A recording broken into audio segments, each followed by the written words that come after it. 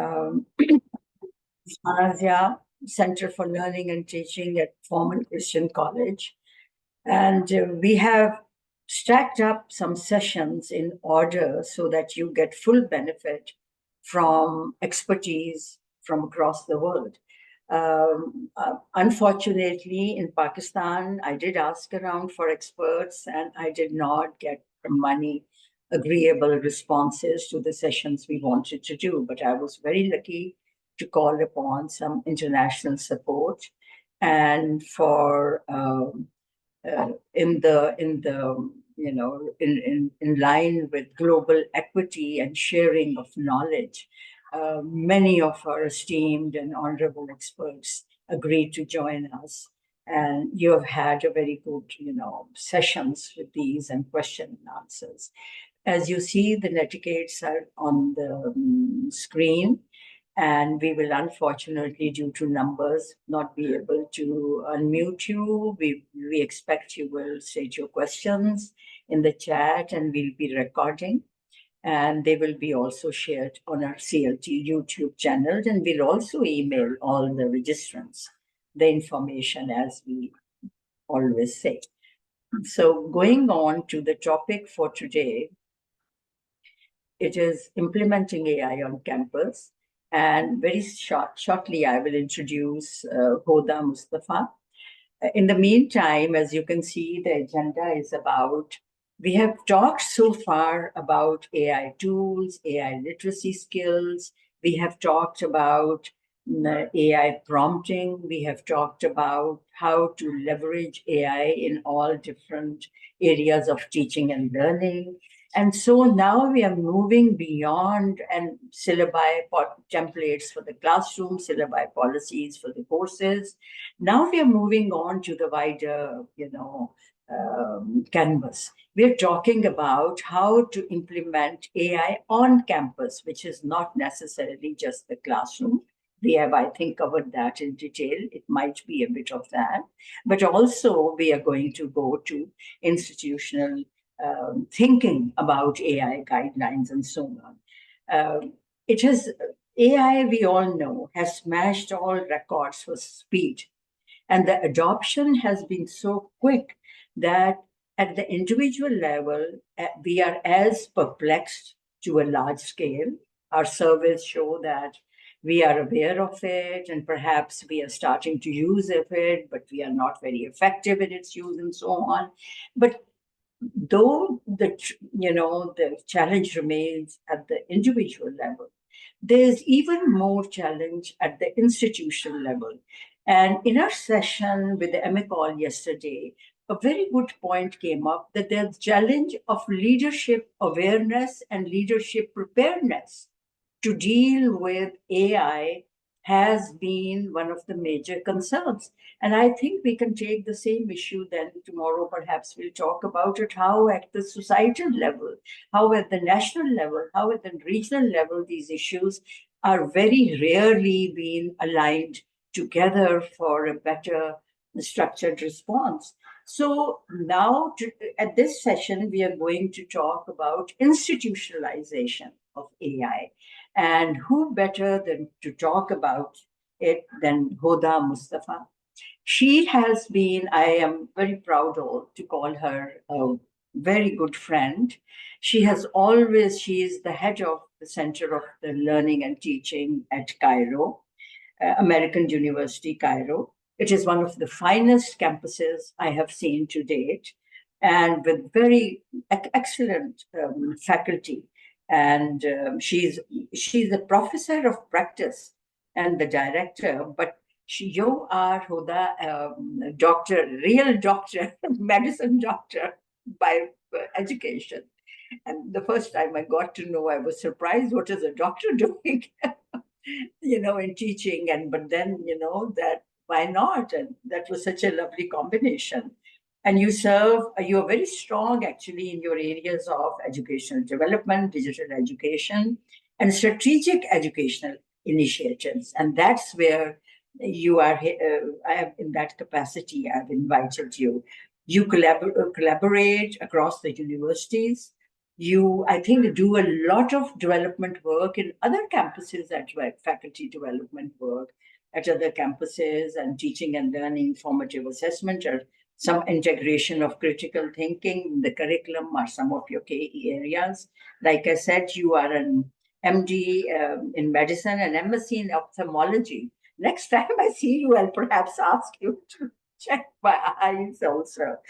And BSc in medicine, you joined in American University Cairo in 2011 and moved very quickly into leadership positions. And of course, your research strengths. And I've heard you speak and conduct workshops at AMICOL that are remarkable and refreshing at the same time. Faculty development, future skills, creativity, design thinking, and systems thinking. Wow. And that's where I think you fit in with this topic and experiential learning. So over to you, Hoda, with much delight and much honor. Thank you for being with us.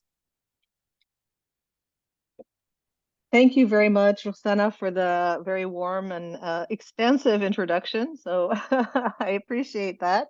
And yes, my passion is education, and this is what brought me to this space of higher education and teaching and learning. So this has been a long journey, but I'm happy to say now I am directing our Center for Learning and Teaching at the American University in Cairo with a very skilled and experienced team of educational developers, instructional technologists, instructional designers, and video specialists.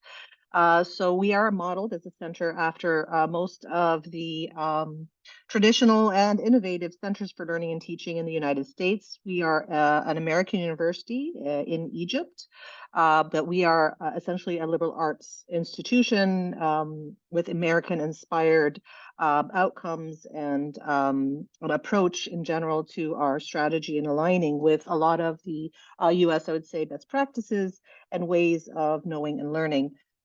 So I'm going to zoom out slightly. Just this.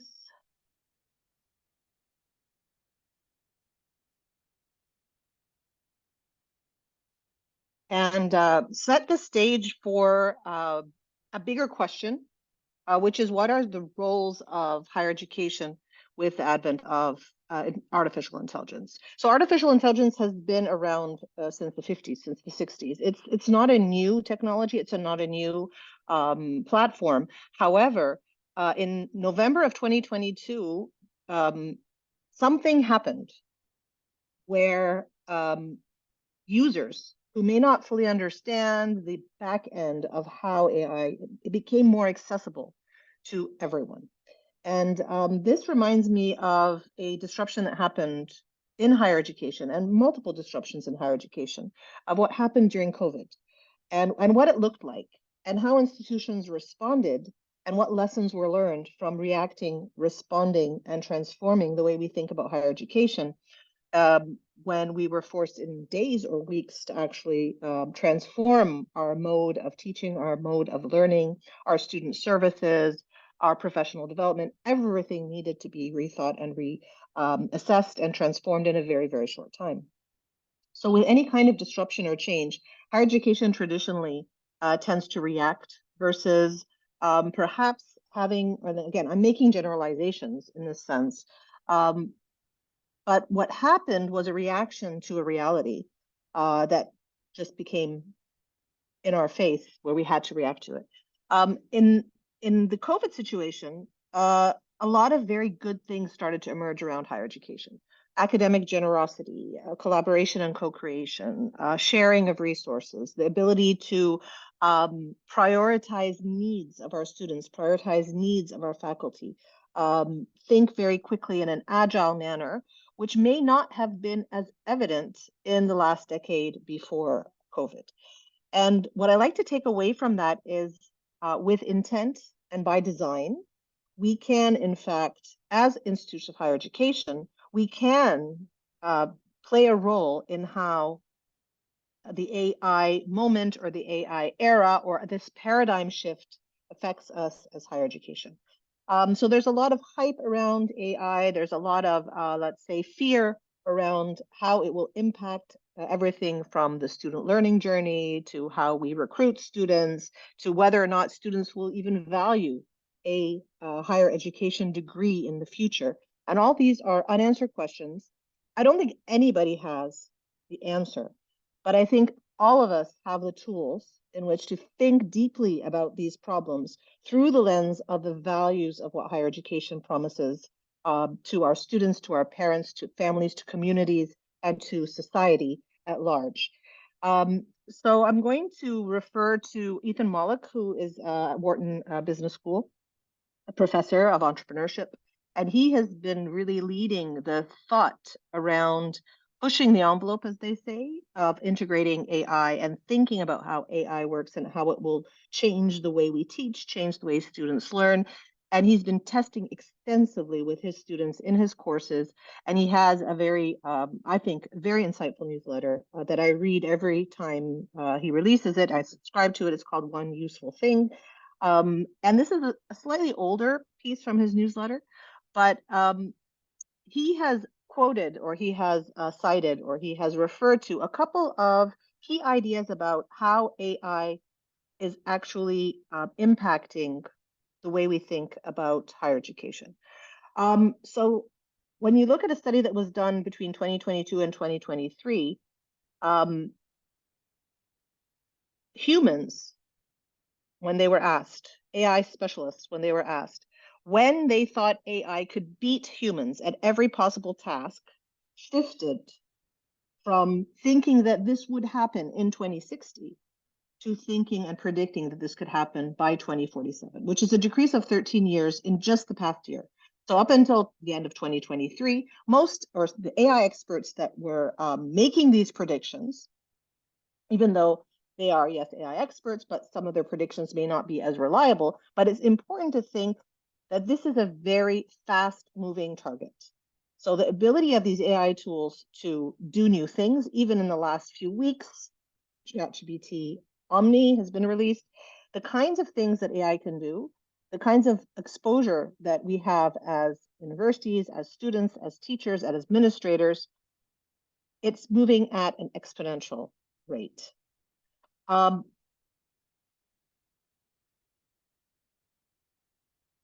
And then we had a group, this smaller group of AI experts who actually predicted that there was a 10% chance that human level machine intelligence, which means that machines will be able to do most, if not all, of the tasks that we as humans can do, could very likely happen in their opinion, that there was a 10% chance of this happening by 2027. And when I first read this, I was, okay, this is frightening, or this is unreal. This couldn't possibly happen. By 2027, there's a 10% chance that AI that we all have access to, something like ChatGPT or future versions of ChatGPT, could actually achieve human level machine intelligence. Has that happened yet? No, that hasn't happened yet. And there's a lot of hype around AI. So you may see something online, you may get a message, you may get, you see something even on social media about how these AI tools can actually do certain things. And when you come and test it, it really, really doesn't work. But that being said, the most important thing of why I'm sharing this kind of prediction for the future is that we have a role to play as higher education, as instructors, as faculty, as leaders, as deans, as provosts, as chancellors. Everyone should have a basic level of awareness and understanding around the trajectory of what AI and where AI and how AI may be integrated into the future of higher education.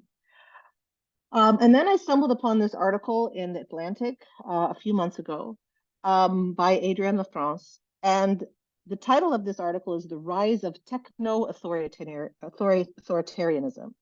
And the title actually caught my attention. And I dug into the summary actually, and just chose some of these key quotes that are food for thought.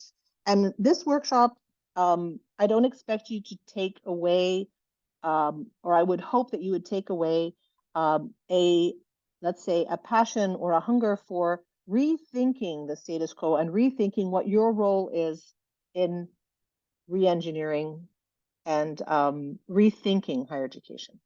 In her article, LaFrance says that technology CEOs are re-engineering our society more profoundly than any other power has in the modern era. And they're imposing their beliefs, right, their values on our populations with no consultation and little transparency. So even though there are beta versions of AI tools that come out and you have people that are testing them, if you, the black box of AI is not very well understood by the masses or by users who use these tools without fully understanding how they impact our value systems and our ethical frameworks. But she counterposes that with her argument where we do not have to acquiesce to the growing project of dehumanization and data mining. Each of us within our institutions, each of us has agencies. And finally, universities should or must reclaim their proper standing as leaders in developing world-changing technologies for the good of mankind.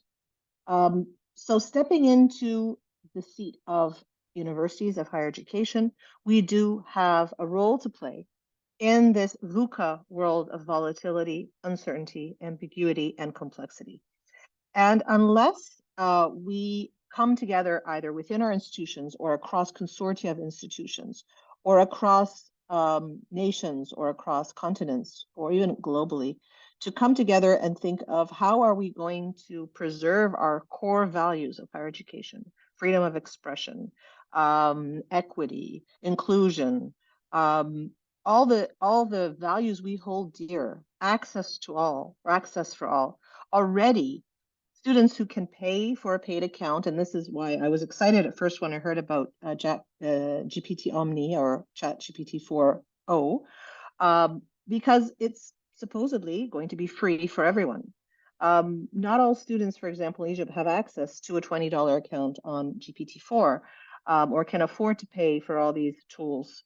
Any institutions may not have the budget or the finances to keep up with the massive attempts by, let's say, companies to integrate AI en masse throughout many of our services and automate a lot of our processes.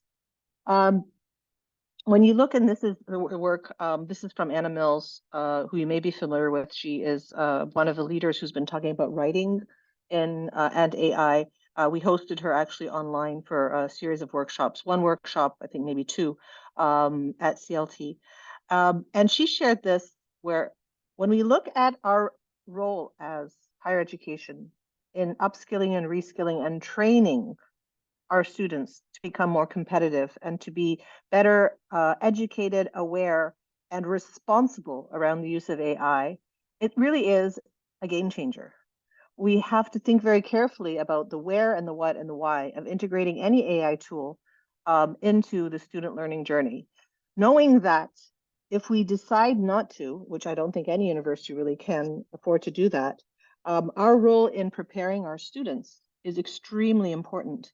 Students who can use AI skillfully, students who understand the limits and potential of the use of AI will have an edge in the global market and as global game changers as we move forward, even within the next year or so. So the graduates who will graduate this year, who will go into the job market come September when they graduate from our universities, will need to be able to work professionally with AI.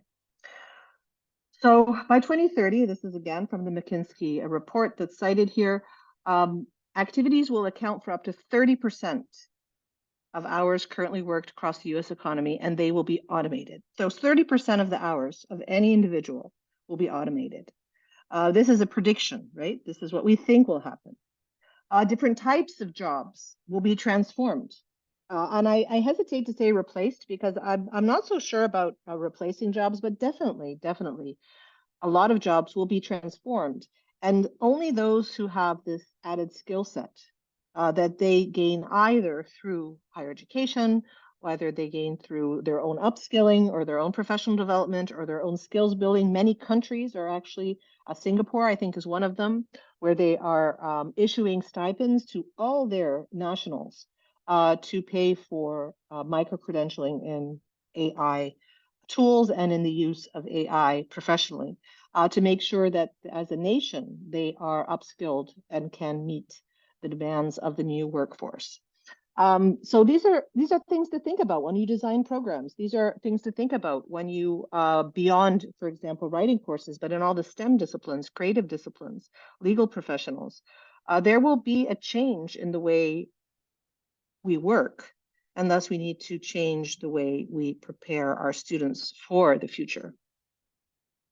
I wanted to share with you a little bit, again, thinking very high level at an through an institutional lens, and share the 2024 EDUCAUSE AI landscape study. And I'm sure many of you are familiar with EDUCAUSE, but before I start that, I think I won't be able to answer the questions. Maybe we'll answer all the questions at the end, but I can see already some questions coming in around plagiarism and some other things.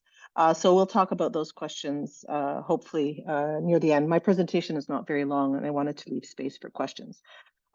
So when you look at the EDUCAUSE AI landscape study, and I shared a couple of just snippets, but before I move to the snippets, I'd like to walk you through how the strategic plan of the EDUCAUSE landscape study is actually structured. All right. So you have you have the first stage of the report just covers the introduction. It talks about the key planning, but you can see already things like strategic planning and readiness, strategic leaders and partners, policies and procedures, preparing a workforce preparation and the future of AI in higher education. These 4 key pillars are appearing as key findings in this study. And before I saw this study, and when we started thinking about how as an institution we were going to deal with the AI wave or era or moment or paradigm shift, whatever you choose to refer to it with, definitely planning, readiness, big picture thinking into the future, bringing people together, all these things appear very, very strongly.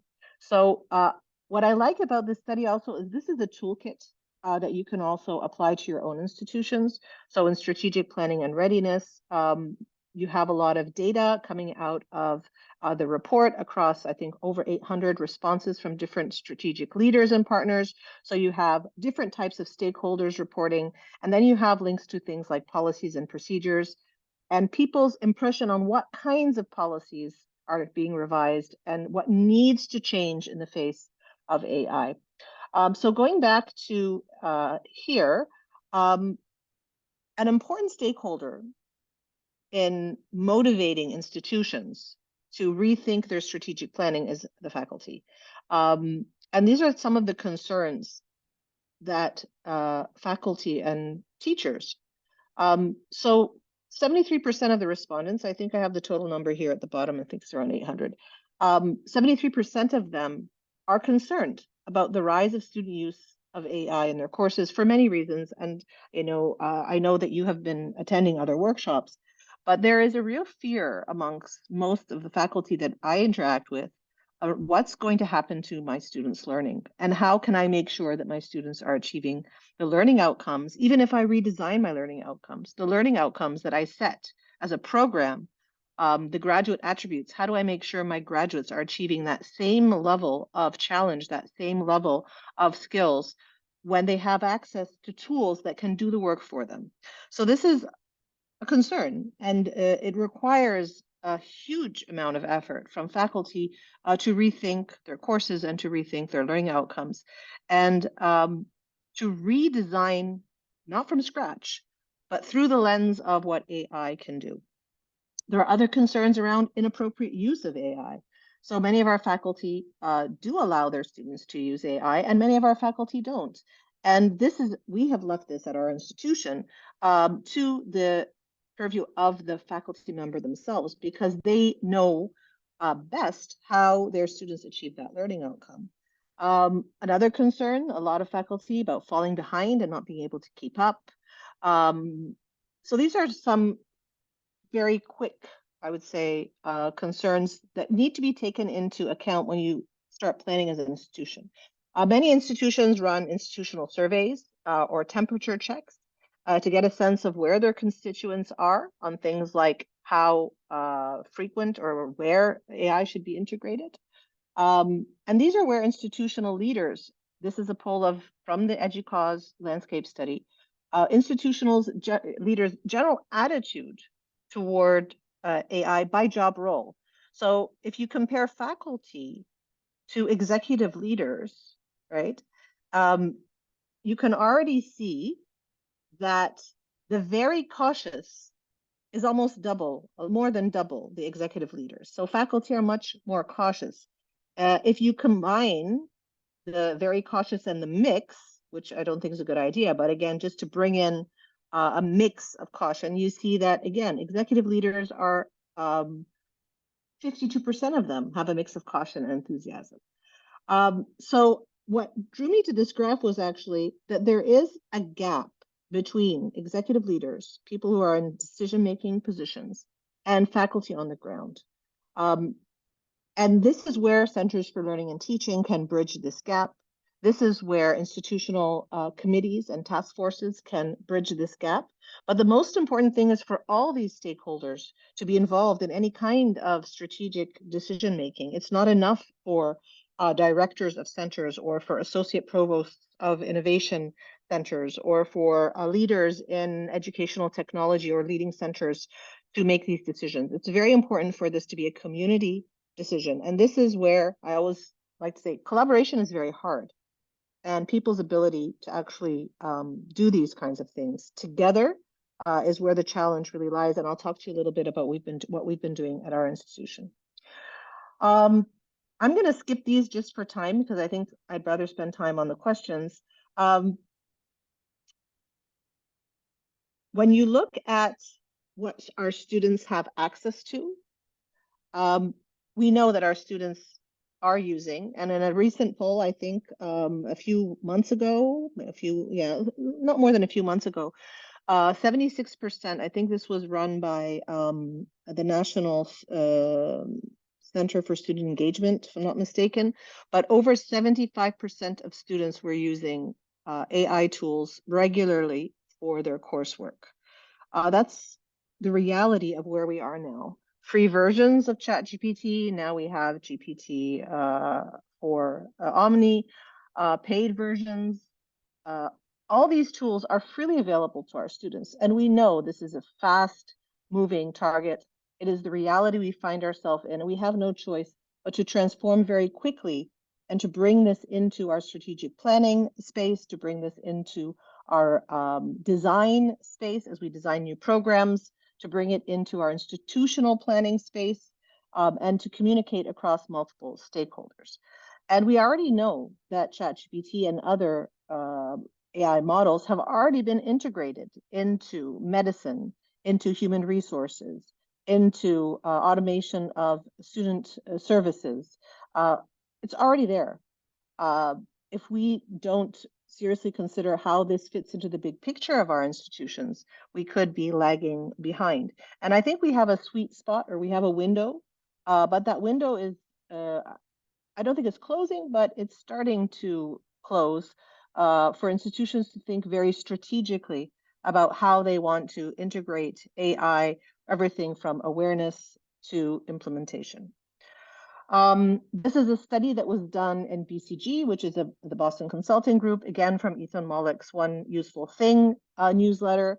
And this is where 18 different tasks that employees did over time. They were asked to do these in two groups of people who used AI and did not use AI. And subjectively, they are already starting to see consultants who use these tools outperforming those who did not. This is a study that was done, I think, 8 months ago, maybe 10 months ago, anywhere between 6 and 10 months.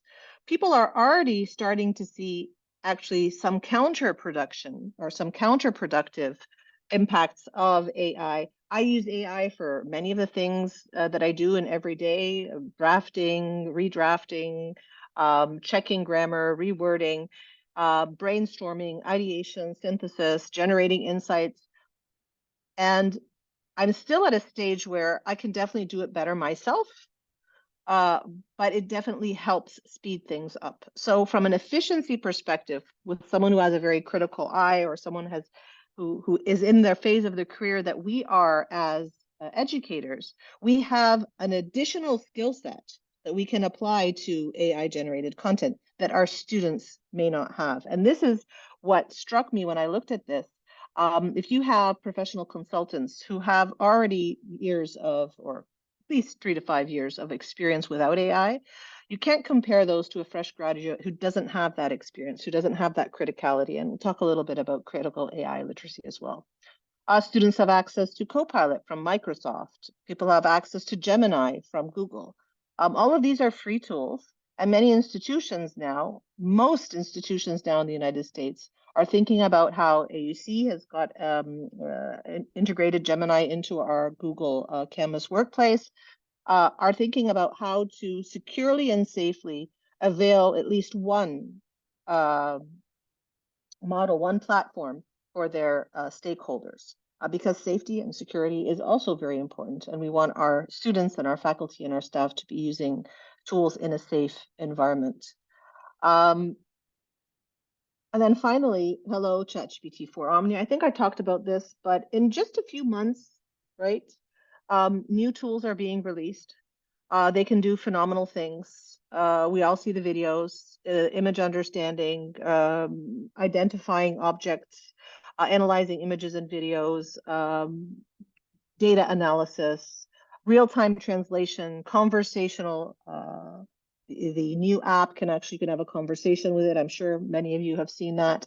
Real-time translation. That's something that's very interesting. All the potential use in medical fields and disabilities. All of this is just hugely interesting for us. However, going back to what faculty really need to know about, tool chasing or trying out different tools could be considered an exercise in futility. The tools are changing so quickly that it's very difficult for us as institutions to say, all right, we think you should use this tool. Many people will ask me the question of which tool should we support, what should we buy, what license should we avail to our stakeholders. And my response is always, it's very difficult to decide. And tool chasing, in my opinion, is an exercise in futility. I'm going to spend a moment here. I'm going to stop and just look in the chat and see if there are any questions here that I can answer. A lot of questions about ownership, copyright, plagiarism. Yes, we can talk about those. There are some people who are doing some very creative work in that space as well. Okay. All right, so this is something I found was very, very useful when looking at how to think at a very high level about AI on your campuses. So we're still zooming out. We're still thinking about campus level strategic planning, landscape, building a landscape, understanding a landscape. And oftentimes it's important either to have a North Star, knowing where we want to go. But oftentimes we can't see that North Star. And you know, the analogy here is that the sky is still overcast. There's still so many unknowns. And in that case, you need a set of guiding principles. And there are three sets of guiding principles that I'm going to share with you today. And share how we are thinking about how to use these guiding principles to help us navigate next steps in building guidelines and policies and services and programming around AI. So when I think in early 2023, the Russell Group in the UK, and I think many of you are probably familiar with this, released a 5-point set of principles on the use of generative AI tools in education. So tools like ChatGPT, GPT-4, Gemini, Copilot, all of these tools. And these 5 principles can help us as institutions focus on what is front and foremost, what we should be focusing on today and should continue to focus on until we achieve impact in these areas. So universities will support students and staff to become AI literate. So AI literacy, critical AI literacy, the ability to understand how tools work, to understand where and why we should be using these tools, to understand the biases and the challenges around AI. Staff should be equipped to support students in the use of these tools effectively and appropriately as part of their learning experience. This is extremely challenging. And this is what we've been working on last summer. This is what we're working on this summer. Multiple institutes and workshops to help faculty decide where and how and when they can incorporate it, or whether they want to incorporate these tools at all. It may be detrimental to the student's learning experience, and perhaps in some instances, we want to make sure that students don't use these tools. Students will adapt teaching and assessment to incorporate the use of generative AI and support equal access. And I've bolded equal access here because if your university is not able to provide access to a tool like GPT-4 or like Gemini or like Copilot, many of the students who are now using older versions, like GPT 3.5, you can already tell the difference between content that's generated by both of these tools.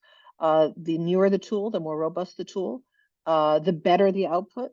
May not be perfect. The less you see hallucination. Bias is not still there. But equal access, where some students may have access and some students may not, can really cause problems when it comes to teaching and assessment and the student learning, equity within student learning. Academic rigor and integrity. This is our fourth key principle that was a part of the Russell Group principles. And this is extremely challenging. And we'll talk a little bit about that as well.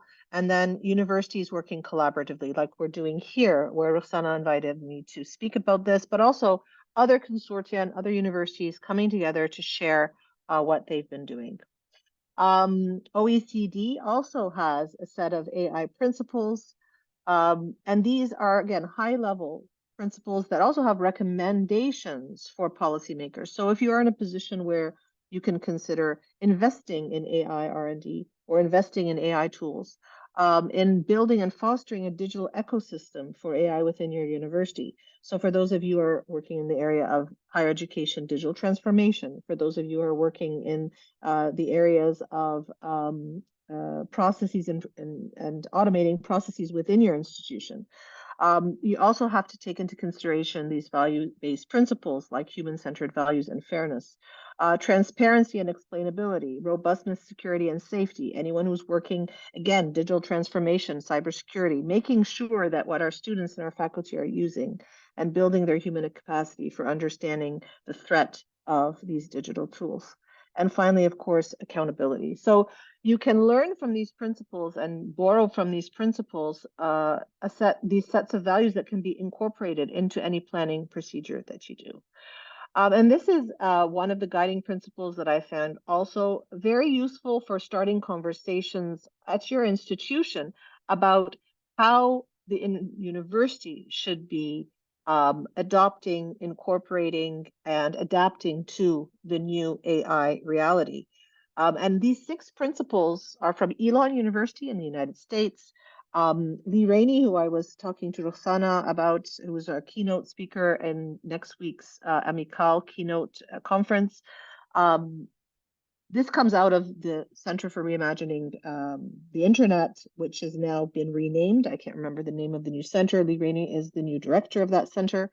But these guiding principles were very helpful to me personally when I started thinking about how to create groups of people who could start talking about AI on campus, how to suggest ways in which the university could bring together multiple stakeholders, and where in the university landscape do we need to have a deeper understanding of where and why AI could impact.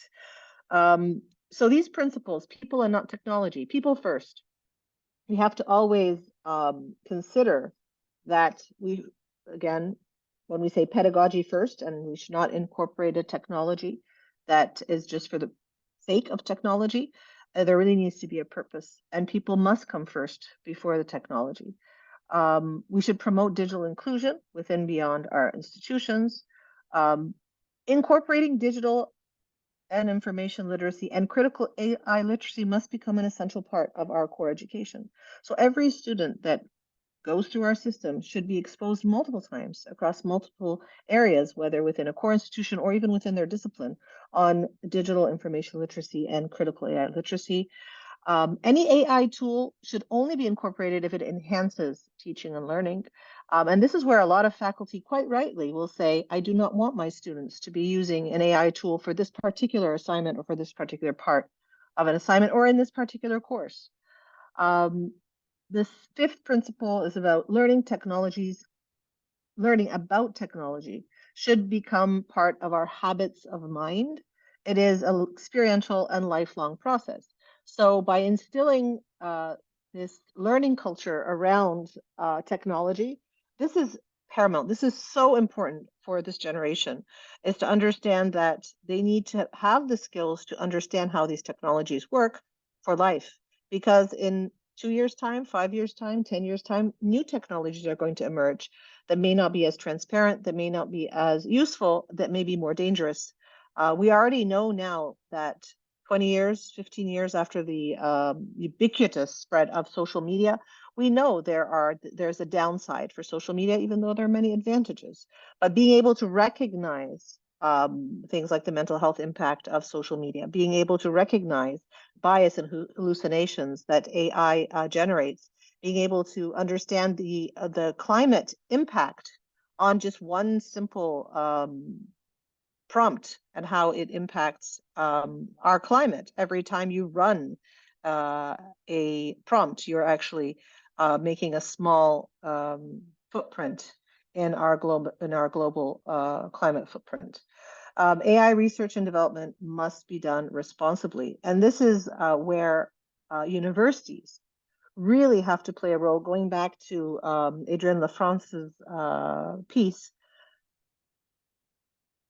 it is so important for us to think responsibly about this. And this is where higher education has truly been a leader through our core values and through the way research is developed and conducted within institutions of higher education. So all these are principles. I want to talk a little bit about AI challenges in assessment, learning, and teaching, because again, this is one of our core deliverables, what we promise to our students.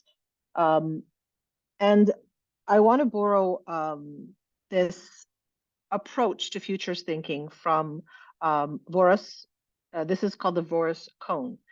And this often helps me, let's say, anchor my thinking when I think about strategic planning, when I think about any kind of institutional initiative, is to think about the probable, the plausible, the possible, and the preferred. What the Voris cone thinking or future thinking through this cone invites us to do is to move away from just the probable, what we think will happen, or the plausible, what will most likely happen, the possible, which is a little more creative, and finally, the preferred is what we desire to happen through a human-centered approach to what is our priorities, our values come into the preferred future.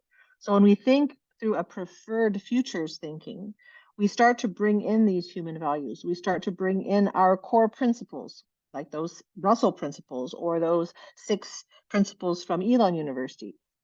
Thinking through a preferred futures protects us from reverting to a status quo or more of a probable, plausible future. I always like to share this image because it did really help me change. The first time I saw it was in a design leadership course that I took over almost 2 years. And this was the first time I'd actually seen this way of thinking about preferred futures that integrate what we really value at the institutional level and even at the national level. And I'd like to maybe ask this question in the chat, and then I'm going to stop and we can discuss it a little bit. How can higher education reclaim the lead as a thought leader and preserve our core values in the AI era while responding to immediate higher education needs? I'm going to type it in the chat. I'm going to put it in the chat. And I'm going to stop sharing and I'm going to give you a moment to think about that a little bit.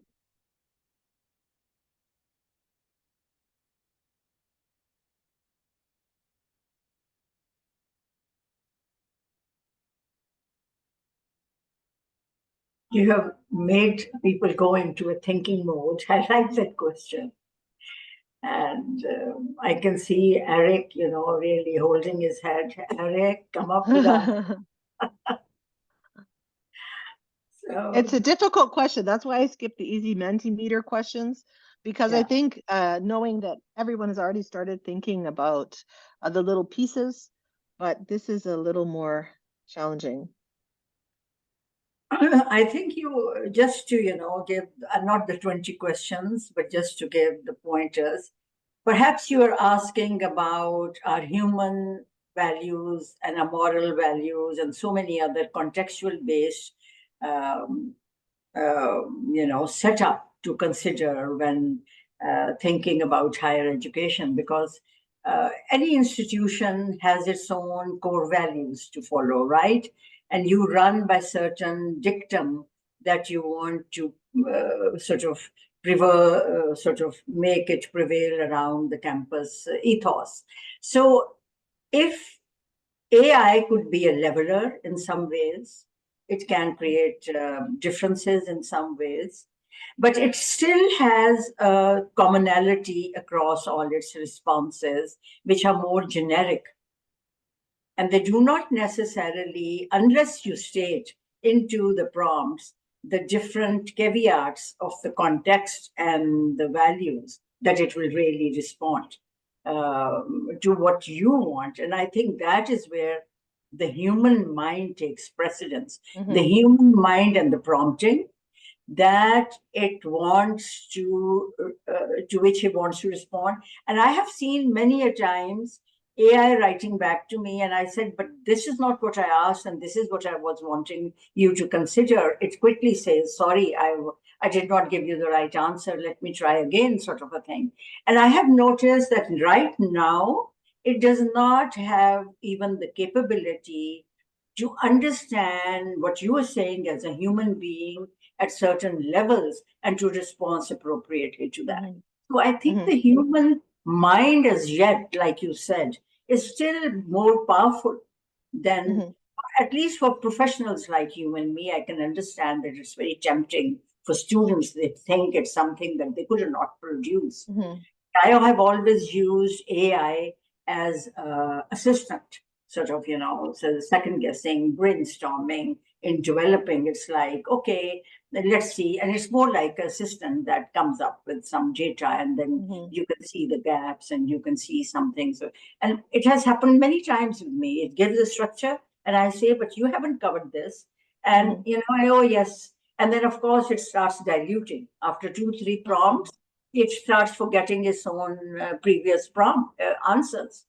And so it's a lot of human mind that actually is at the front level doing what it has to be done. But I do not know if I'm able to get and grasp the question you asked. I think it's the human values and the human context that will still guide the AI. So I think these are two slightly different things. What you're describing is really important when we in the awareness phase of how institutions can start to think about AI. So when you try it yourself, we call it pressure testing. When you test it yourself, every single program that we've run at our institution, they're required to actually try it themselves first. So that's the first thing. The second thing is I can see that in the chat, we have a couple of suggestions for my question, which is, what should we be doing? All right. So what should we be doing as an institution, right? In thinking very broadly about our role in ensuring that AI doesn't disrupt what we intend to achieve as institutes of higher education, to produce these critical, creative, communicative, skilled, impactful global citizens. All our mission statements have these words in their mission statements. There isn't a university I can think of that doesn't talk about our purpose, right? So I have someone here, so I think this is Dr. Hina, in the AI area by integrating ethical AI frameworks. Definitely, yes, into curriculum, promote interdisciplinary research, and promote critical thinking. That means you are choosing to prioritize your core learning outcomes, your core learning goals. You're putting those goals first, regardless of the tool, right? Promoting interdisciplinary research, promoting critical thinking, prioritizing inclusivity, equity, academic integrity, talking to students about, I have faculty who come and tell me that when their students we're told you can use AI to produce your work in the class. And when they started to critique the output, when they started to realize, the hallucinations, the biases, that's not what I meant. What you were describing, Oksana, some students, my son, will say, no, I don't want to use it. I want to do my own work.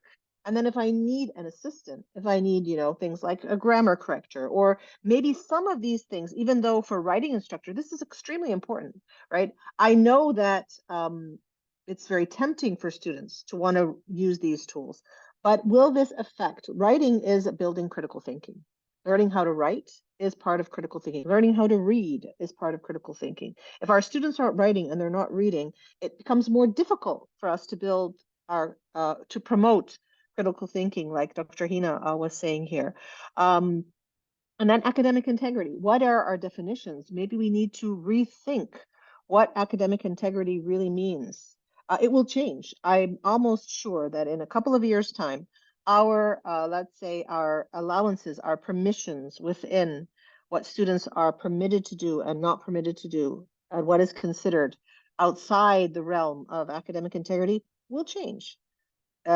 Things will start to be redefined based on the reality, or more importantly, based on the preferred future. Where do we want this to go?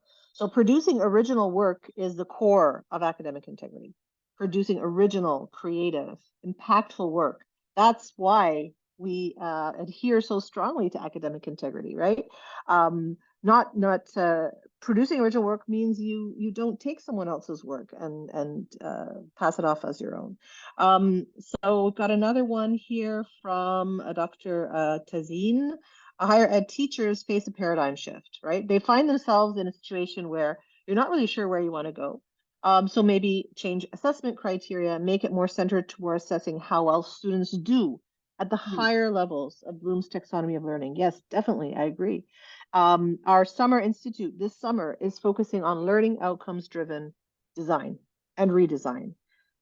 And then there's a little asterisk, a little afterthought in the age of AI, right? So when we focus on the AI, when we focus on the tool, we're doing exactly what we say we shouldn't do when we said pedagogy first, and then educational technology follows the pedagogy. Pedagogy first. So learning outcomes come first. If one of your learning outcomes is the ability for students to actually use AI effectively and generate superior content to what they would have produced on their own, and that's one of your sub-learning outcomes, and perhaps you would include that. Here's another one. I think higher education can uncover biases in AI. Yes, definitely. A lot of the research, most of the research that's coming up around bias, around inaccuracies, around ethical implications around the use of AI are coming from higher education, are coming from scholars, or are coming from people who leave corporations because they have strong feelings against the way things are working within these these big tech companies. To promote transparency, yes, this is where higher education, in freedom of expression, in promoting transparency, in defining ethical standards, that's our responsibility. It's a big part of our responsibility, in addition to government, in addition to policymakers. But if higher education doesn't step up and think about these things, I think we will be losing a very important opportunity for us as higher education. Okay, so like you said, this is from Susan. We need to, sorry, I just skipped. We need to integrate modules of AI into the first year of university life. So exposure, awareness. The Harvard Meta Lab has a whole series of activities. Anna Mills has a whole series of what she calls micro lessons, where students can actually try to do things with or without AI and compare and contrast. They can test out using AI and realize for themselves that it's not generating correct citations. It's linking to references that don't exist.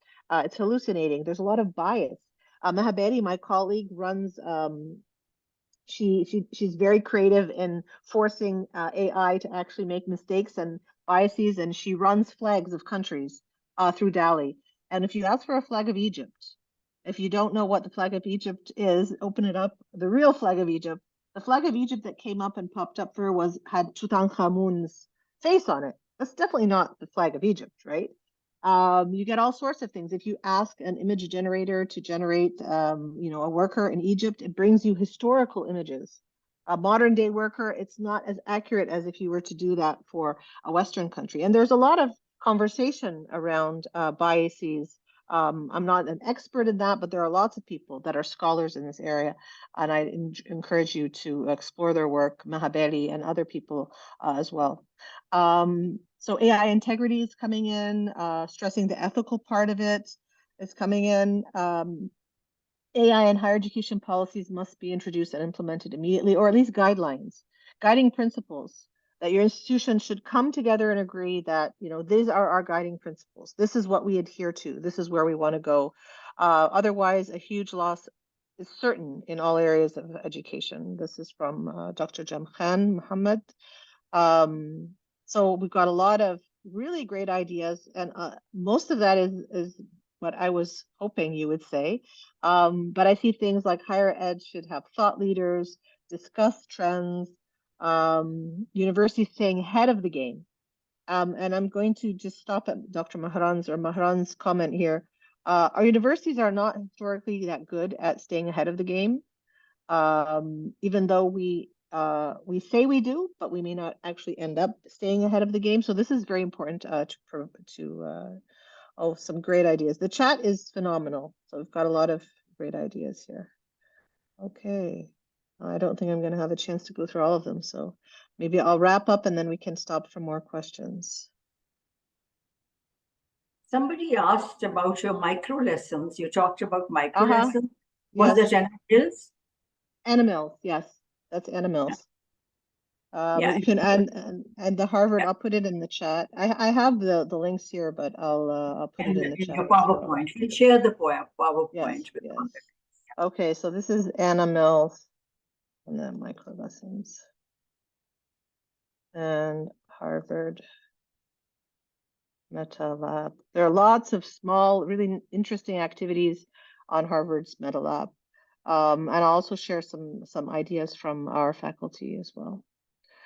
All right, so here are some ideas again that I've been thinking about. If you were to take a set of principles, whether you choose the Russell Group principles or the Elon principles, or devise your own principles as an institution, what would you do with those principles that could take you to the next step of building some kind of a strategic plan, building some kind of a roadmap, building some kind of a series of assets or things that you'd like to do over the summer or into the next semester? Thinking a year ahead of time is very difficult with these kinds of things, but let's think 6 months ahead of time. Let's think 3 months ahead of time. So I'm using the Russell Group principles here as an example, and you can do the same with any kind of guiding principles. So when we looked at universities will support students and staff to become AI literate, there are 3 core initiatives. So awareness and preparedness planning. We did that through workshops. We did that through community circles. We did that through panels. We did that through sharing resources. So that's the first step that responds to the principle of supporting students and staff to become AI literate. We prepared guidelines, for example. We prepared a statement from the university. And then critical literacies. Critical AI literacies emerged as being extremely important, and many people are talking about critical AI literacies here at AUC, of course, Mahabeli and others. Our faculty, Michelle Henry, who is the director of our writing program, our writing center, sorry. But critical AI literacies and instilling them into coursework for faculty and students and staff become paramount. And then creating authentic experiences where students and staff can actually experience and learn about AI. We run a workshop called Pressure Testing Your Assessment. learning about AI in a real scenario. These are some of the things that we are encouraging people to do. The second principles, okay, the second set of principles. Faculty and staff should be equipped to support students to use these tools effectively and appropriately in their learning experience. So again, capacity building. We want our faculty to understand how these tools work, where they can be useful, where they should not be used, to have these conversations, right? So we're not a center, we're not telling faculty how to teach, we're not telling faculty what to do. We are actually co-creating and understanding this space together so that we can build capacity, A, as a center, B, as a staff, a group of support staff, but also our faculty. Critical AI literacy within our faculty and staff so that we can equip ourselves to support our students. And redesigned learning experience. This summer, we have 35 faculty. We are inspired by the Purdue Impact Redesign Education Program that runs at Purdue University, where every summer they invite faculty to come and redesign their courses. We're running it this summer for the first time, where our faculty are being invited to redesign their entire courses over the summer with our support in or through the lens of how AI will impact their learning outcomes, how it will impact their assessments, and how they need to redesign these learning experiences to make sure they're robust and challenging, academic integrity is preserved, and that their students are achieving the core learning outcomes that they set out to achieve. Principle number 3, adapt teaching and assessment. So you want more authentic assessment. You want equitable access to tools. You want to make sure if you have a class of 100 students and 20 of them have a paid ChatGPT account, that's really sets the bar at different levels for different students. So you want equitable access. Perhaps you want to make sure that students have access to these tools if you choose to use them. And then learning and design support for AI integration. So this can be through professional development, this can be through a Center for Learning and Teaching, or this can be within a community of faculty who work together. So even if you're at an institution that doesn't have a large Center for Learning and Teaching, you can build learning communities of faculty where they can support each other and compare their approaches to integrating AI. 4, universities will ensure academic rigor and integrity. And this is where many universities, ourselves included, Harvard, University of Chicago, Iowa State, any, I'll share some additional resources, the one I have in the slides, is to define boundaries of use. Invite faculty to introduce things like syllabus statements, to use the 3-tier, very, very simple approach to permissive, mixed, and restrictive policies within courses or across assignments of how students can use these tools. Inviting transparency, where students feel comfortable talking to their faculty and asking questions about how and when and where they can use AI or not. And if they do, how they can acknowledge the use of AI in a transparent manner and to create a culture of trust. And this is a core part of rigor and academic integrity, is trust building with your students. And then communication and a learning culture around original work.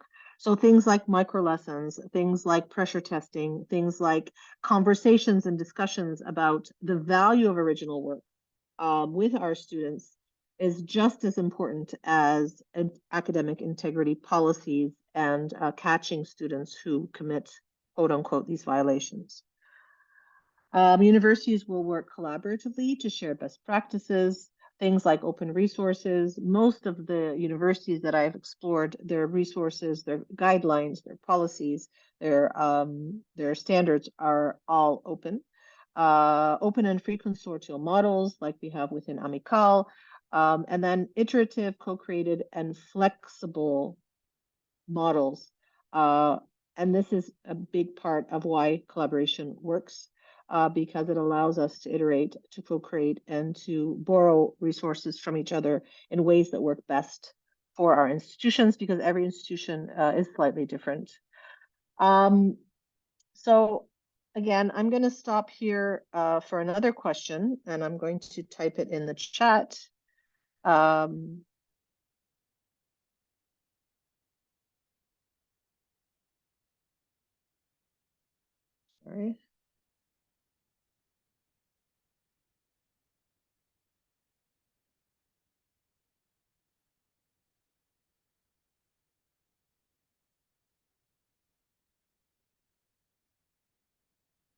So what is one change you think your institution needs to adopt to start building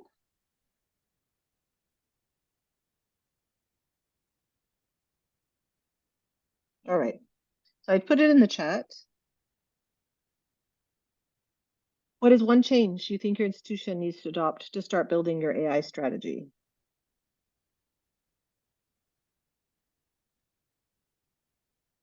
I think there are lots of changes. What? It would be surprising in an institution where the leadership, frankly speaking, is still not much aware of its implications. I think it is a long order of what is required. I would start somewhere else. Uh, Gee. All right. So we've got a few people who decision makers need to get over their inertia and grapple with the technology. All right. So that's Wakata. This is interesting because when you look at the U.S. landscape, the EDUCAUSE executive leaders tended to be more encouraged and optimistic, but that doesn't mean that they're taking action, right? So I love your use of the word inertia because this is a very well placed in higher education because a lot of things are driven by people. Yeah. So, you know, this wouldn't be happening if Roxana and her team weren't pushing to, you know, make it happen. A lot of the things that happen in our institution are driven by a well-resourced Center for Learning and Teaching, or a well-resourced Office of the Provost, or, you know, a well-resourced digital transformation team. So this inertia is key. And what can you do for people to get over that inertia? I mean, we could talk about that for another hour, but definitely prioritization and resources. So make it important and put some resources behind it. I think that's important. Well-defined AI policy in terms of plagiarism. Okay, so boundaries of use. What is allowed? What isn't allowed? How do students cite their use of AI? When can they use it? When can they not use it? We're about to release a set of statements for our syllabi. I'm not sure, Roxana, if you have your own, but once they're approved by the provost and the university, I'm happy to share them. We also have procedures for how you can navigate talking to students about academic integrity violations that relate to academic integrity. But right now, I think that the statement on our website is very clear that students need to produce their own work, original work. And when they do use, you can go to I'll put the link also in the chat to our AUC guidelines for students, guidelines for faculty, and an AUC statement. The thing is, you can have these on your website. Faculty can talk about them, but they need to keep talking about it with students. And this is where communication and trust and let's say convincing students of the value of doing their own work is key to any academic integrity policy. A policy is just a policy until we actually make it a living, breathing set of behaviors. And that's where I'm not the biggest fan of policies. I think they're important, but I'm a bigger fan of practice.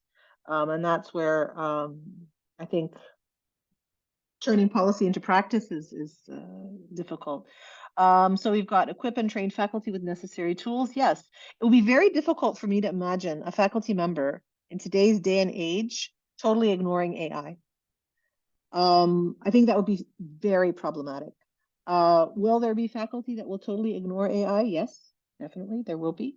But can we, as institutions, create a culture of learning where faculty get the support they need? Because a lot of the faculty who don't want to learn about new tools, there's a barrier, a fear barrier, that these could be too more difficult for them, or that their students are going to be better than them at it. And overcoming this fear through a warm and hospitable kind of faculty development space like this is really, really important. A center, establish dedicated centers or dedicated teams of people. And I'll talk a little bit about that in like this 4-point strategy in just a minute. How much time do we have left, Roxana? I'm gonna, maybe 5 We have minutes? another 20 minutes to go. 20 minutes. Okay, Yeah. great. So we have in good time because the questions are being handled as well, Yeah. concerns. Though there are some simple concerns about, like, will AI Okay. replace teachers? And I think we are taking it too far. And I don't, not to yeah, worry there are about it no in the doomsday, 30 no years. doomsday scenarios today. I'm not going Yes. to give you any doomsday scenarios today. Very optimistic. I don't think we're going to be replaced. No. So that's for Yeah, those of you who are worried. you talked about practice. I think my biggest challenge working wherever I am right now and in other places has been the governance pattern.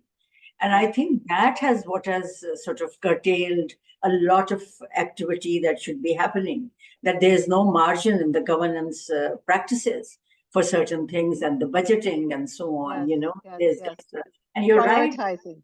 Yeah. You put Yeah, your mouth, money where your mouth is, and that yeah, doesn't happen many yeah. times. So, So yes, please, yeah. please. So we've got guidelines for using AI at all levels. Central guidelines, yes. We did that very early. We did that in May of last year, and it was very useful because you can communicate with students and faculty in a one page. You know, these are our guidelines. These are our principles. This is what we believe now. It may change, but for now, these are our guidelines. I'll put the link in the chat in just a minute. And then I love this one. Other than training, I believe that AI policy could be designed by faculty and students alike. That's a great idea. We actually did this several times. We call them faculty student co-design sessions. And what we did was we took these 6 principles from Elon University and we brought together 45 faculty and students, and we asked them to annotate these principles. And and we asked them a few questions like, what resonates with you about these policies? Would you change, or these guidelines and principles, sorry, what resonates with you? What would you change? What do they mean to you, right? And this was hugely beneficial because we realized that almost everyone in the room, students and faculty, are speaking the same language. Our students don't want to not work, right? They don't want to circumvent the learning. But they see something that could be beneficial. A lot of students will say, I need to learn these tools because I'm going to be using them when I graduate. I want to use these tools because I can use my time for other things. And this is an argument that some people are starting to make, the hybrid brain argument, where because we have these tools that offlay some of the basic rote things like summarizing and brainstorming, even though those are very complex cognitive tasks, but they can make them shorter, or they can make them more efficient, or they can help you when you have writer's block, or they can give you ideas that you may not be able to think about unless something sparks your imagination. So there are many, many ways to do it, but the co-design is key. I think that's the starting point for any kind of strategy or guiding principles for an institution. Acknowledge that AI is here to stay, and even advanced ones are still in the pipeline. All teachers need to learn, so be informed. Design policies to enhance AI literacy and its limitations to use. All these are very, very good ideas. And I think with all the brains in the room, we could probably come up with some great new guiding principles. But I'm going to stop for a moment. I'm just going to end with a few parting thoughts. And I'm going to go back to, I'm not going to spend too much time on critical AI literacy because I know that you've already covered that. This idea of campus-wide cooperation. And the people on my team know that we are a cooperation first, collaboration first center, and it's extremely difficult. I think it's much easier to implement top-down strategy. It's much easier to execute decisions that aren't taken in a co-design, co-creation kind of way. Cooperation is hard and collaboration is hard, but it's not impossible. And it tends to produce far better results, in my opinion and my experience, than decisions that are taken by very small groups of people. So if we go back to the Voris-Cohn model of the preferred future, and where we would love to be, where we desire to be, where our values drive us. And then we look at the state that we're in of volatility, uncertainty, ambiguity, and complexity. This type of thinking becomes more complex. It requires interdisciplinary lenses. It requires multiple perspective. It requires expertise of the many, wisdom of the many, and not of the few. And in this case, These are four kind of areas in which we can start moving towards some kind of a strategy. So building awareness, and this means multi-stakeholder awareness. So right now we've built a lot of awareness in our faculty, but not so much our students and not so much our staff. So this multi-stakeholder awareness so that everyone is on the same page is very important. When it comes to competencies and literacies, what kinds of competencies and literacies do we want to build around AI strategically? That means what are we going to prioritize and what are we going to attach resources to? So the example of Singapore, where they decided that every Singaporean national was going to get a stipend of X number of dollars to take a course in, data science or machine learning or AI, that was a commitment. So committing, it's not just determining the competencies and the literacies, it's making a commitment to achieving those. And we're talking here institutional, because that's the focus of what I want to talk about today. Communication and ownership. The Harvard, again, always a leader in these spaces, has a hub. We're building also an AI hub at AUC. And that's where you can communicate to the multi-stakeholder landscape that you have. You have multiple stakeholders on campus. You have internal stakeholders, external stakeholders. So communication through some kind of a portal, communication channels, and ownership. The ownership crisis in times of uncertainty and volatility are very, very common. When things are difficult and uncertain, you find that most people are not able to take ownership. So finding people who can really take ownership of these strategic areas of development within your institution, it's a people first. When we say people first before technology, in strategy, it is people first, getting the right people to come together and work towards your common strategy. And then guidelines and policies, I think, come at the end. We have guidelines. We prefer guidelines to policies. Guidelines are more, let's say, are easier to co-create. They're easier for people to adopt and to buy into. And all our guidelines and policies are on our AUC website. This is under construction, so this website will be revamped over the summer to an artificial intelligence hub. Hopefully that will include many of our articles, resources, workshops, guidance to our community. We have a Chalk Talk newsletter also that you might want to explore. It has a lot of pieces, several pieces on AI and learning. This is my favorite. It's by Mario Hubert, who is a philosophy professor, and this was the first piece we released on AI and how it could impact learning. And it's more of a thought piece on really thinking about how do we want our students to develop as creative, critical thinkers and impactful citizens, responsible citizens, and how do we develop that in an age where there are so many shortcuts available to them. We have some examples from last spring from how faculty were addressing the initial wave of AI, and new pieces will be coming out very soon, hopefully in the fall. And then I want you to take a look also at this hub of generative AI at Harvard, because it really helps you, those 4 blocks, teach, learn, research, and work. Those are the 4 pillars of higher education. Teaching with GenAI, learning with GenAI, research, and working with GenAI.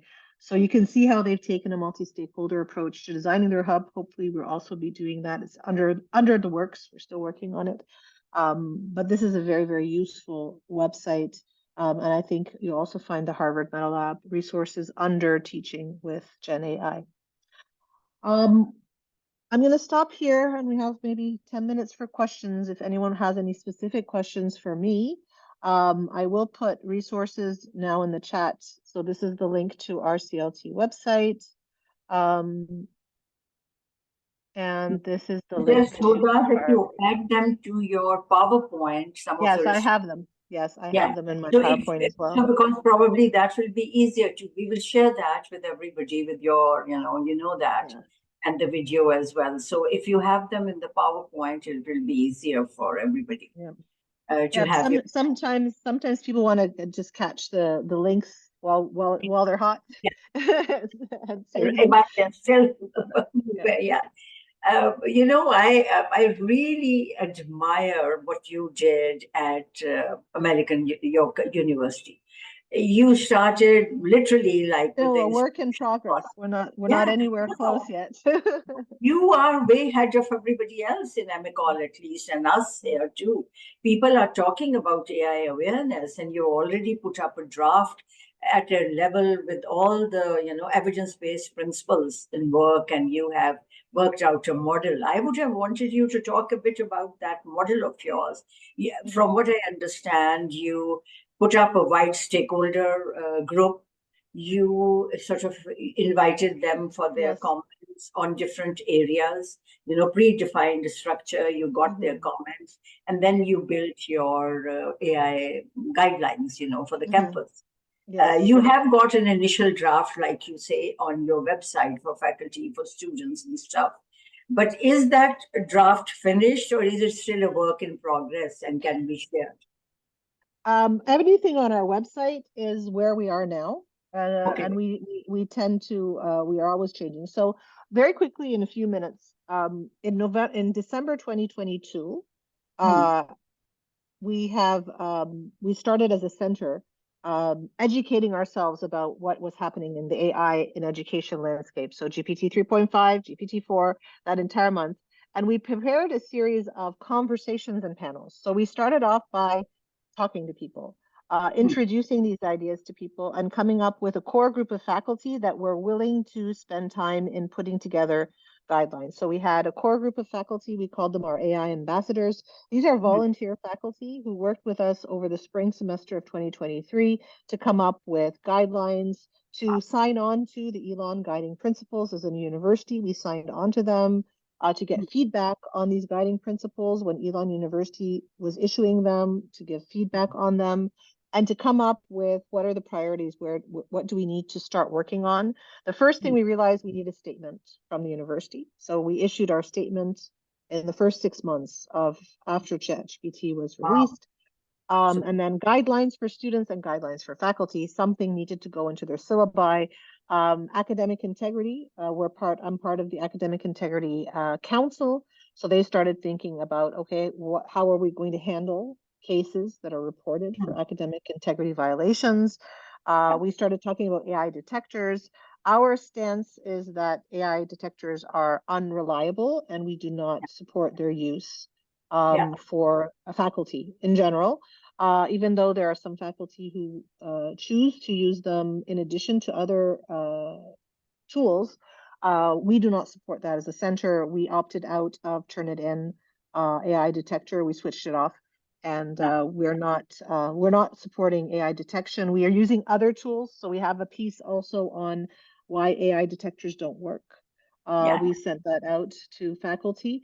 And then over the summer, we ran a summer institute where almost 100 faculty attended 4 workshops, Hmm. learning, how AI works, pressure testing their assessments, realizing for themselves that they can't keep recycling their assessments the same way. They need to redesign them. Having them build one assessment, get feedback. It was a community of practice, basically, of those faculty coming together over the summer. It was a very not very intense, but they were able to at least start thinking about Hmm. um, their AI use. Come fall, we had more workshops on AI. We started, releasing our um, slightly redefined guidelines. We've come up with a set of syllabus statements that our faculty can use in their syllabus. Hmm. We have a set of reporting procedures. So how do you talk to from everything to how do you talk to your students about AI to how Hmm. do you report a student if you have That's an it. issue with their use on AI. And Yeah. it's a very elaborate procedure and document, but it still hasn't been approved. So I can't share it today, but I could share it in the future. So where we are now is the awareness piece. We still have faculty that aren't aware, but next week we're running a AI 101 workshop for our faculty. So if Hmm. you know nothing about AI, this is your workshop, because we Hmm. realize that faculty who don't know much about AI are cautious to admit that they don't want to, or they can't, or they feel they can't. And as soon as they come into a space where, oh, there are other faculty just like me who really don't know what to do, it really helps. So we're doing that as well. But just to wrap up, centers on their own are not enough. Individuals on their own are not enough. It really needs to be an orchestrated effort of academic integrity councils, digital transformation teams, IT teams for security, faculty, thought leaders, deans, our provost, our Senate, our university Senate. We ran a panel also this year on our university Senate. So to get the conversation going across multi-stakeholders, and then to assign ownership within these stakeholder groups of people that can actually make things happen, request the resources that they need. That's the stage that we're at now. Okay. You know, the who, the what, and the how much we're going to need. The other question that comes to my mind, Hoda, is because we are now struggling. We have done a lot of the awareness raising and the practical workshops, and we haven't even done the classroom. We have given a template to faculty that this is how you could draft your individual policy, but there's no standard across the institution. In my mind, that's chaotic. But anyway, since we are doing it now and hope to get it done, what came to my mind was that this AI guidelines would definitely need a policy audit of what is already there on the campus. So many policies would have to juxtapose and link with the AI policies. So, how did you manage that? Because that means the stakeholder group grows larger and larger. It's not just the faculty, staff, students, IT, legal mind, or whatever. It's also the other policies. How did you do that? The other policies like academic integrity is the obvious one, the plagiarism, so No, on. but you have the research policies, you have Yeah. publication, you have all sorts of things that, right now, Roxana, to be honest, I'm moving away from spending time trying to draft policies that will probably change to more like living documents. Hmm. So at this stage, we've been cautious not to issue policies, but to issue Okay. guidelines and boundaries. So we have syllabus statement guidelines. We have them divided into three levels, and Okay. faculty can choose, adapt, and tweak, but they are required come To do that. fall to Yeah. include a statement, just like academic integrity statements, students with disability statements are required as part of our template. They would not be able to, let's say, refer a student for a violation if they haven't included their policy in their syllabus. Wow. So that's the first thing. They must include something. And we're also encouraging them to add something to every single assignment to make sure that students are reminded frequently. That's the first piece. The second piece is our Academic Integrity Council is very, very active. We have a council of faculty who are working on guidelines, procedures, resources as needed. And then we have our Center for Learning and Teaching that is working on capacity building, critical AI literacy, and course redesign, which is learning experience design. Those are like the three pillars. And then finally, we have a campus-wide statement on the use of AI, which I put in the chat, that talks about students and the entire community. So even for research. Different journals will have different guidelines, for example, for publication. But as an institution, we are again behind original work, transparency of use, and acknowledgement of use. Yeah. You seem to, this is really rich talk. You gave a very, very, it agitated my mind. I'm sure it did the same with others because there's so much that has to go into it before you really. And the idea that you said it's not a policy right now, it's guidelines, really, I think makes immense sense. And I think that's something that I will carry away while we are working on our institutional policy to say. And I don't know if there are any other questions from the audience, if they are in positions like that. There's a lot of international audience. Most of our people have stayed. We were around 200 and we still are, despite all that. So you really gripped us with your delivery and showed that you had been through the process for the campus. Yeah. I would say it's it's not going anywhere, like I think someone said in the chat, and it's going to be part of our, let's say, our mode of operation is to consider this, just like we consider, good pedagogy, or we consider integrating technology mindfully. It's just going to be another part of our ethos and our approach to delivering the learning experience.